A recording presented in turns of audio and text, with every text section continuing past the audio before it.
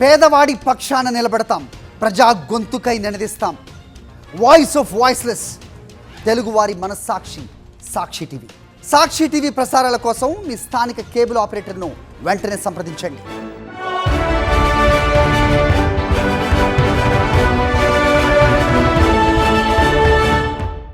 So ma'am, ఇప్పుడు అంటే జనరల్గా అంటే పెళ్ళిళ్ళు జరిగిన తర్వాత ఈ విధంగా విడాకులు తీసుకుంటున్నారు. కానీ కొంతమంది ఏంటి అని అంటే ఇప్పుడు ఎక్కువ శాతంగా అమ్మాయిలు మేము చదువుకున్నాము, మేము జాబ్స్ చేస్తున్నాం, మేము ఇండిపెండెంట్ గా ఉంటున్నాం, మాకు పెళ్లిళ్ళు చేసుకోవాల్సినంత అవసరం ఏంటి అన్న ఒక క్వశ్చన్ అయితే అందరిలో వస్తుంది.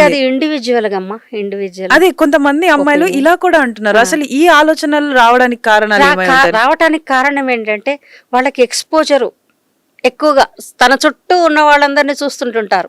పెళ్ళైన వాళ్ళు పడే సమస్యలు ఏంటో వాళ్ళకు చూస్తూనే ఉన్నారు. అంటే పెళ్ళిళ్ళు అయినంత మాత్రాన మనకు సమస్యలు వస్తాయి అని కాదు, పెళ్లి కాకపోతే సమస్యలు లేకుండా ఉంటాము అని కాదు. సమస్యలు అనేవి ఎప్పుడు ఎటువైపు నుంచి ఎలా వస్తాయో తెలియదు. రకరకాల టాక్స్ వస్తూనే ఉంటాయి పెళ్లి కాకపోయినా కూడా. అవునా? సమాజంలో ఉన్న వాళ్ళకి చాలా వరకు అమ్మాయిలు ఫేస్ చేస్తున్నారు, అబ్బాయిలు ఫేస్ చేస్తున్నారు, ఇద్దరు ఫేస్ చేస్తున్నారు ఈ విషయంలో. దానికి పెళ్లి చేసుకుంటారు. చేసుకున్నాక కూడా సరే మనం చేసుకున్నాం కదా, దాన్ని ఎలా మనం ఉండాలి అన్న ఒక అవగాహన కూడా ఉండాలి కదా, దాని గురించి కూడా ఆలోచించాల్సి ఉంటుంది. అది మ్యామ్, ఇప్పుడు మనం చూస్తే కొంతమంది ఏంటంటే సరే ఇంట్లో వాళ్ళు చెప్పారు కదా అని చెప్పి పెళ్లిళ్ళు చేసుకుంటూ ఉంటారు. దాని తర్వాత హస్బెండ్ ఒక ఆవిడతో, వైఫ్ ఇంకో అతనితో వెళ్తూ ఉంటారు. అసలు మన సాంప్రదాయం ప్రకారం పెళ్లి అని అంటే ఒక పెద్ద మలుపుగా, ఒక పెద్ద అదిగా చూస్తూ ఉంటాం. కానీ అలాంటి మన సాంప్రదాయాల్లో ఇలాంటివన్నీ ఎందుకు అలవర్చుకుంటున్నారు? ఎక్కడ చూసినా కూడా ఎక్స్ట్రా మ్యారిటల్ అఫైర్స్ అనేవి ఎక్కువైపోతున్నాయి అని అంటే దానికి అంటే ఫ్రస్ట్రేషనే అమ్మా. మనం ఏ డిపార్ట్మెంట్లో ఎవరిని చూసుకున్నా, ఎక్కడ చూసుకున్నా, ఏ సిస్టంలో చూసుకున్నా ఉంటున్నాయి అవి సహజంగా. సహజీవనం అనేది చేస్తూనే ఉన్నారు. దానికి ఇప్పుడు మనకు చట్ట ప్రకారం కూడా చట్టం కూడా వాళ్ళని సమ్మతించింది. ఎక్స్ట్రా మార్టియల్ రిలేషన్స్ ఉండి స్టెప్ వైఫ్ ఎవరైనా ఉంటే వాళ్ళకు కూడా ఇవ్వాలి అని చెప్తుంది. ఆ పిల్లలుంటే ఆ పిల్లల్ని కూడా చూడమంటుంది. ఆ బలహీనతలన్నీ రావటానికి కారణం మనం ముందు మనకు అవగాహన, మనం అంటే ఏంటి అన్నది తెలుసుకోవాలి. ముందు మనం ఎలా ఉండాలి, సమాజము, మన ఉమ్మడి కుటుంబాలు. ఇదివరకు ఉమ్మడి కుటుంబాలు ఉండేవి, ఇప్పుడు లేవు కదండి. ఉమ్మడి కుటుంబాల్లో అన్ని మంచి చెడు, ఆ ఉమ్మడి కుటుంబాల్లో పెరిగిన పిల్లలు కానీ వాళ్ళు కానీ ఎలా ఉన్నారు, వాళ్ళకి తర్వాత న్యూక్లియర్ ఫ్యామిలీస్లో పెరిగే వాళ్ళకి చాలా డిఫరెన్స్ ఉంది. మంచి చెడు ఏది కానీ అక్కడి నుంచే నేర్చుకుంటాం. మనది మంచి కుటుంబ వ్యవస్థ మనది భారతదేశం. అంతే, మనందరిది కూడా ఒక వ్యవస్థ నుంచి వచ్చిన వాళ్ళం కనుక అందరూ ఆలోచిస్తారు. కాకపోతే ఇప్పుడు చాలా వరకు ఈ న్యూక్లియర్ ఫ్యామిలీస్ వచ్చాయి. ఇప్పుడు తల్లి వస్తుంది ఆఫీస్ నుంచి వచ్చి తను ఒక ఫోన్ పట్టుకొని కూర్చుంటుంది పక్కకు, హస్బెండ్ అలాగే కూర్చొని ఉంటాడు. పిల్లవాడు వాడి ఆటలు వాడు చూసుకుంటాడు, వాడికి కూడా చేస్తారు, ఇంకో ఫోన్ వాడి చేతికి ఇస్తారు తెచ్చి, వాడు కూడా అదే చూసుకుంటూ కార్టూన్ నెట్వర్క్ చూసుకో లేకపోతే ఇంకేదన్నా చూసుకో. అవన్నీ చూపించే బదులు మీరు తల్లిదండ్రులు మీరు వాళ్ళని ఈ ప్రపంచంలో తెచ్చినారు కాబట్టి వాళ్ళని చూసే బాధ్యత మీది. మీరు ఆలోచించండి. పేరెంట్స్గా మీరు కాబోయే ముందు, నేను అందుకే చెప్తున్నాను కదా, మీరు పెళ్లి కాగానే ఇమీడియట్గా కనకండి. మీరెవరు, మీరేంటి, మీరేం చేయగలుగుతారు ఈ సమాజంలో, అది ఆలోచించుకొని అప్పుడు పిల్లల్ని తెచ్చిండ్రు అంటే వాళ్ళ బాధ్యత తీసుకోండి. వాళ్ళని గాలికి వదిలేయద్దు. అది నా ఒపీనియన్ కూడా. సో మ్యామ్, అంటే ఇప్పుడు ఈ మ్యారేజెస్ ని నిలబెట్టాలి, డివోర్స్ అనేది తగ్గిపోయి అందరూ హెల్దీ రిలేషన్ లో వైఫ్ అండ్ హస్బెండ్ గా ఉండాలి అని అంటే మీరేం సజెషన్ ఇస్తారు? అమ్మ, ఉండాలంటే ఏదైనా సమస్య వస్తే మీరు ప్రతి ఆవగింజ అంత దాన్ని మీరు భూతద్దంలో పెట్టి చూడకండి. సమస్యలని లేని కుటుంబం అంటూ లేదు మన దగ్గర ప్రపంచంలో. సమస్యల్ని మీరు అది సమస్యగా మీరు అతిగా ఆలోచించకండి దాని గురించి. మీకు అలాంటిది ఏదైనా సమస్య వచ్చినప్పుడు ఒక థర్డ్ పర్సన్, న్యూట్రల్ పర్సన్ తోటి మాట్లాడండి. మీకున్న సమస్య ఏంటో చెప్పండి. చెప్పి దాన్ని తీర్చుకోవటానికి మీకు అవకాశాలు ఉంటాయి. మేము అందుకే అనేది మీడియేషన్కి రండి. మీడియేషన్లో ఏమవుతుంది, దాంట్లో ఫోర్స్ఫుల్గా ఏం చేయము. రెండు పార్టీలు వాళ్ళ సమస్యలతో వచ్చిన వాళ్ళు, ఇలాంటివే ఫ్యామిలీ డిస్ప్యూట్, ప్రాపర్టీ డిస్ప్యూట్, అన్న ఇవ్వట్లేడు, తమ్ముడు ఇవ్వట్లేదు, మా చెల్లెలకు ఏమి ఇవ్వట్లేరు, మా అన్న నాకు ఇవ్వలేదు ఆస్తి అని వస్తారు. తర్వాత కమర్షియల్ దాంట్లో అయితేనే ప్రాపర్టీ డిస్ప్యూట్స్ అమ్మ, ఈ బిల్డర్స్కు వీళ్ళకు మధ్యన ఉండే డిస్ప్యూట్స్. వీటన్నిటికి కూడా మీరు కోర్టులో వేసుకొని తిరిగే కంటే అమ్మ రండి, మధ్యవర్తిత్వంలో కూర్చోండి, ఒక మీడియేటర్ మధ్యలో కూర్చోండి మీరు. ఆ ఎన్విరాన్మెంట్ మీకు కలిగిస్తారు వాళ్ళు. ఆ ఎన్విరాన్మెంట్ వాళ్ళకు కలిగించి వాళ్ళ సమస్యలను వాళ్ళు తీర్చుకునేటట్టుగా చేయగలిగిన వాళ్ళే మీడియేటర్లమ్మ. ఇప్పుడు ఆ మీడియేటర్లకు అందరికీ కూడా ట్రైనింగ్ కంపల్సరీ. సర్టిఫైడ్ మీడియేటర్స్ మాత్రమే మీడియేషన్లో కూర్చోవాలి. అది దాని ద్వారా మీరు తీర్చుకోవచ్చు ఇలాంటి సమస్యలు ఏమున్నా కానీ. ప్రతిదానికి కూడా నేను చెప్పేది ఏంటంటే, మీరు ప్రతిదాన్ని భూతద్దంలో చూడకండి. సమస్య కదా అని మీరు కృంగిపోకండి. పక్క వాళ్ళను, ఇంటి వాతావరణాన్ని పాడు చేయకండి. పీస్ఫుల్గా ఉండటానికి మీరు ఒకరితోటి మాట్లాడండి. థర్డ్ న్యూట్రల్ పర్సన్ అనేది అదే చెప్తున్నాను నేను. న్యూట్రాలిటీ ఉండాలి.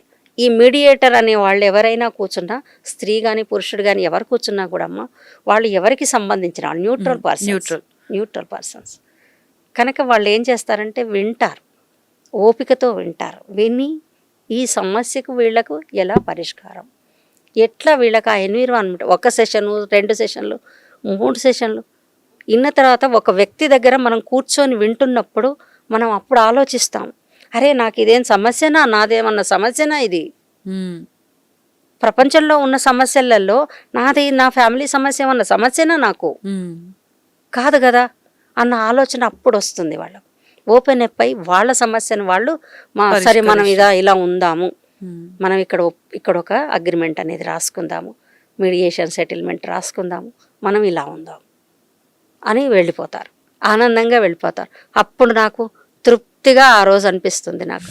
అట్లా ఫ్యామిలీస్ విడిపోకుండా కలిసి పిల్లలు ఉన్న దగ్గర కొంచెం ఆలోచించి, ఎవరు ఎక్కువ తక్కువ తల్లిదండ్రుల్లో ఎవరు ఎక్కువ ఒకళ్ళు తక్కువ అన్నది కాదమ్మా. తల్లిదండ్రులే ఇద్దరు కూడా. ఆ ప్రేమ అందరికీ కావాలి ఆ ఇంట్లో ఉన్న పిల్లలకి. వాళ్ళు తెచ్చారు కనుక ఈ లోకంలోకి, వాళ్లకు సరిగ్గా వాళ్ళని చూడాల్సిన బాధ్యత మీది కనుక దానికోసం మీ సమస్యలను పక్కన పెట్టి వాళ్ళ కోసం బతకండి, వాళ్ళ కోసం ఆలోచించండి. మన ఫ్యామిలీని, వ్యవస్థను మనం ఎట్లా రక్షించుకుందాం. అనవసరంగా డివోర్స్ తీసుకుంటూ పోతే, కోర్టులెంబడి తిరుగుతూ పోతే సమయం, మీకు డబ్బులు వృధా. మీరు ఎన్ని జాబులు చేసినా మీరు అడ్వకేట్లకు ఇవ్వాల్సి వస్తుంది కదమ్మా. ఏ అడ్వకేట్ కూడా ఫ్రీగా చెయ్యరు కదమ్మా. ఇప్పుడు ఈ కోర్టులకు సరే వెళ్తారు కదా, వీళ్ళు కోర్టులోకి వెళ్ళి ఒక్కొక్కళ్ళ మీద ఒక 4-5 కేసులు వేస్తారు. ఇటు అమ్మాయి కానీ అబ్బాయి కానీ మెయింటెనెన్స్ వేస్తారు, 498 వేస్తారు, డొమెస్టిక్ వైలెన్స్ వేస్తారు, ఇంకేమన్నా ఉంటే రేపు కేసు అని కూడా వేసేస్తున్నారు.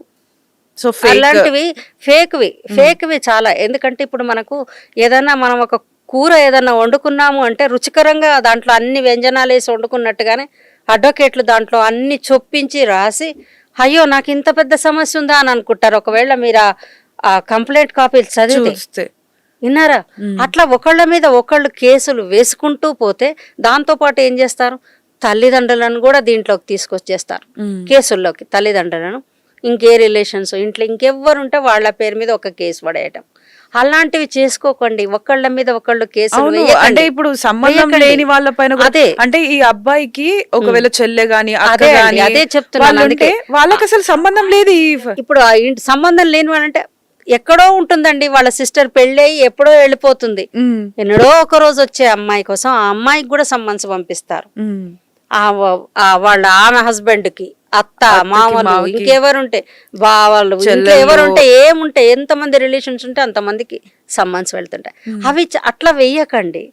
మనకిక్కడ అవసరమైంది ఎవరితోటి, మీ భర్తతోటి. మీ భర్తతోటి ఎవరితోటి మీకు ప్రాబ్లం ఉంది, మీ భర్తతోటే ప్రాబ్లం.